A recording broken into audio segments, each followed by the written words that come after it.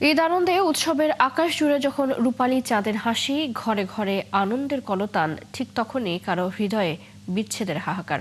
তাদের কাছে ঈদ মানে এক মুঠো ভিজে মাটি আর হৃদয়ের গহীন কোণে জমে থাকা এক পাহাড় সম হাহাকার। যার হাত ধরে প্রথম ঈদগাহে যাওয়া, যার দোয়ায় পূর্ণ হতো ঈদের সকাল, সেই মা বাবা আজ মাটির বিছানায় চিরনিদ্রায় শায়িত। সিফাত ফারুকীর প্রতিবেদন, ক্যামেরায় ছিলেন Al Mamun. Optical ব্রাইটেনার, colour guard এবং ডার্ট লক সমৃদ্ধ অ্যাডভান্স ফর্মুলায় এলো নতুন রে ডিটারজেন্ট পাউডার।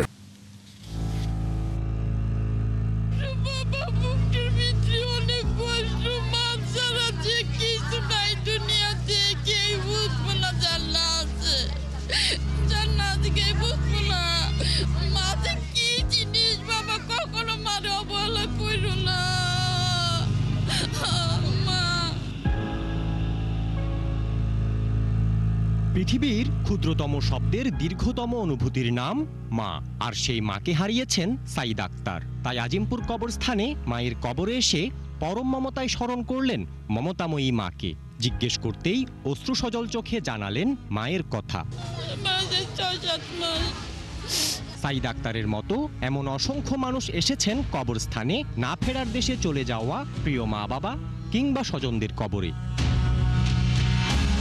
চারিদিকে যেখানে খুশির ঈদ আর নতুন পাঞ্জাবিতে মোড়ানো আনন্দ, সেখানে উৎসবের এই চিরচেনা ভিড়ের বাইরে এ যেন এক নীরব বেদনা, যেখানে নেই কোনো কোলাহল, নেই কোনো রঙিন সাজ, আছে শুধু এক মুঠো সাদা মাটি আর হৃদয়ে জমানো পাহাড় সম দীর্ঘশ্বাস।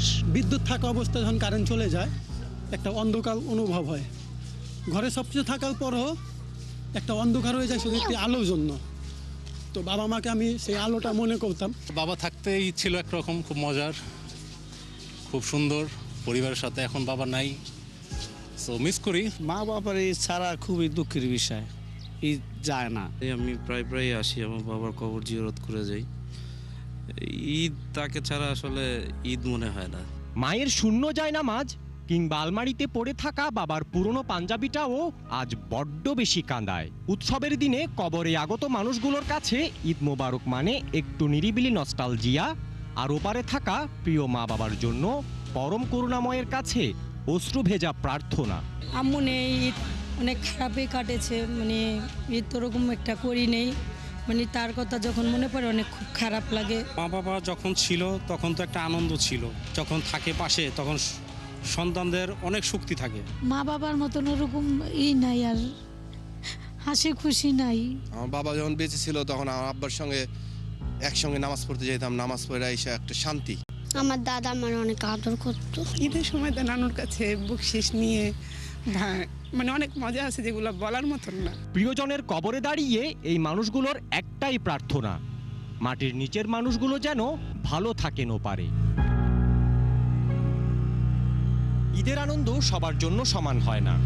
কারো ঘরে হাসি, কারো ঘরে নিঃশব্দ শূন্যতা। যাদের মা বাবা প্রিয়জন চলে গেছে না ফেরার দেশে, তাদের ঈদ মানে কবরস্থানে গিয়ে নীরবে দাঁড়িয়ে থাকা, একটু দোয়া আর না বলা অনেক কথা। সিফাত ফারুকী, ৭১, ঢাকা।